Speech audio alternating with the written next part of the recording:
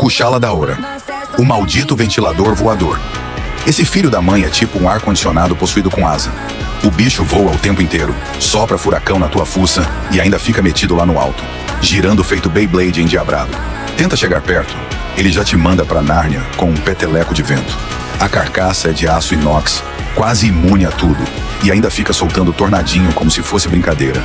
Pra não passar raiva, enche ele de veneno até virar uma lata de spray estragada e tenta quebrar essas asas de demônio que ele tem.